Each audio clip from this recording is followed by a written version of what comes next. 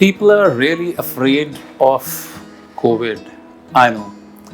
ये एक बहुत ही डेंजरस बीमारी है और इस बीमारी ने सिर्फ इन इटसेल्फ ही इफेक्ट नहीं किया है ह्यूमंस को, इसने हमारी कोमॉर्बिडिटीज को भी बढ़ा दिया है, जैसे डायबिटीज। एक डायबिटिक पेशेंट बहुत ज़्यादा डरता है कि उसे कोविड ना हो जाए। बिल्कुल सही है, आई एब्सोल्युटली एग्री, उसको डरना चाहिए, बट डरने का मतलब पैनिक नहीं होना चाहिए। उसको अपने प्रिकॉशंस डेफिनेटली ज़्यादा लेने चाहिए। जो डायबिटिक पेशेंट्स हैं, जब उनको कोविड हो जाता है, you know what all things they undergo, ऐसा नहीं है कि इट इज़ नॉट ट्रीटेबल, सब कुछ ट्रीटेबल है, बट इम्पॉर्टेंट ये है कि जो सीवियर स्टेजेस ऑफ कोविड हैं उसके अंदर स्टेरॉइड्स देना ज़रूरी हो जाता है। और जब स्टेरॉइड्स दिया जाता है डायबिटिक लॉन्ग स्टैंडिंग डायबिटिक्स को, तो उनकी शुगर लेवल बहुत ज़्यादा इंक्रीज हो जाती है, जिससे उनका मेटाबॉलिज्म पूरी तरह से डिस्टर्ब हो जाता है। तो वो जो मेटाबॉलिज्म डिस्टर्ब होता है, जिसकी वजह से शुगर बढ़ जाती है, उससे डायबिटिक रेटिनोपैथी, जो वन ऑफ द मोस्ट फल्मिनेंट बीमारी है रादर हमारे आई की प्रॉब्लम्स के अंदर, वो बढ़ जाती है। एंड पीपल उस टाइम पर लोगों के पास अपने कोविड से ही फाइट कर रहे होते हैं, they don't have an idea कि उनकी आईज में भी दिक्कत बढ़ रही होगी। सो आई थिंक हमें एक अवेयरनेस की ज़रूरत है कि हमें किन चीज़ों से ज़्यादा अवेयर होने की ज़रूरत है जब हम कोविड के थ्रू निकलते हैं, कोविड से निकलते हैं। Because right now I think Covid is the most hot topic, so I am talking on this right now.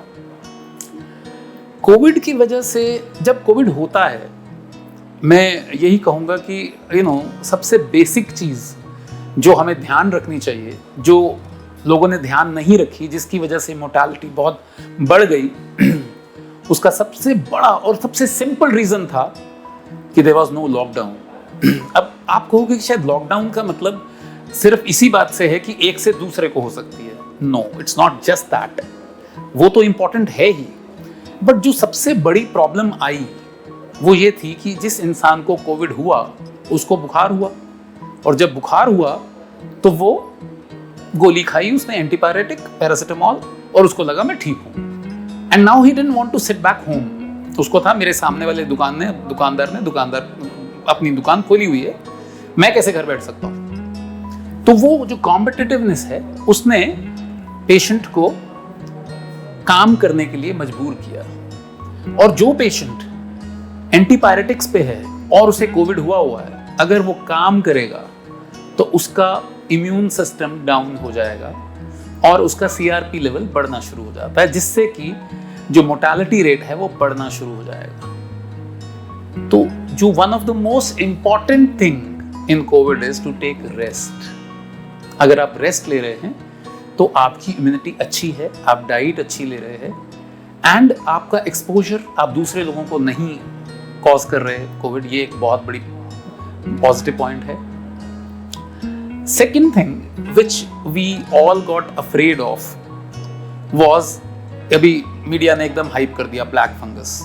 I don't think it is that big a problem to be taken care of if things are really taken care of. ये fungus हर वक्त है हमारे atmosphere में, ऐसा नहीं है कि हर वक्त नहीं है हमारे एटमॉस्फेयर में, it's there every time. The spores of this black fungus, so-called black fungus, is always there. It's called aspergillosis या mucormycosis। बहुत सारे तरह के स्पोर्स रहते हैं। तो हमारी प्रॉब्लम क्या हुई कि जब ये पेशेंट्स डायबिटिक थे तो ये और भी ज्यादा कोमॉर्बिड हो गए। डायबिटिक पेशेंट को फंगल इन्फेक्शन इज फल्मिनेंट। अब earliest stage to detect it is to see कि आपके गले के अंदर या नोज के अंदर या आपके माउथ के अंदर कोई ब्लैक स्पॉट्स तो नहीं है। It's a very simple way of looking at it. So if you have it, it can be taken care of.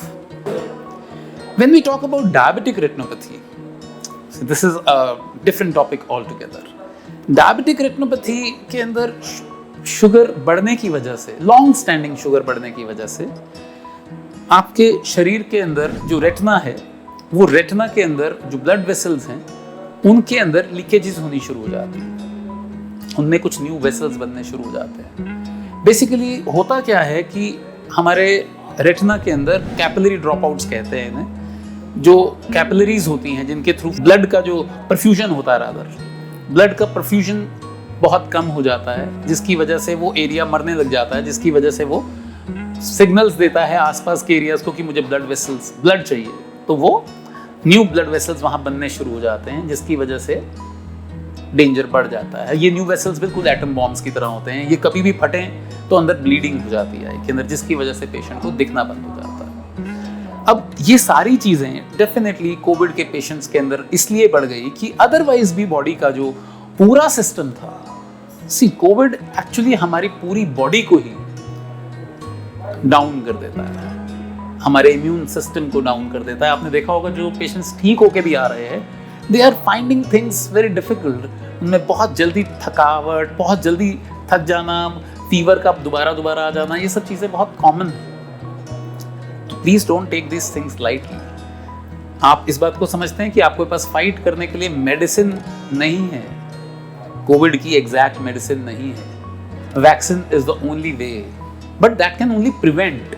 अब वैक्सीन के लिए भी लोगों ने होड़ लगा दी कि वैक्सीन है तो भाई वैक्सीन ही ले लो, सब लोग ले लो।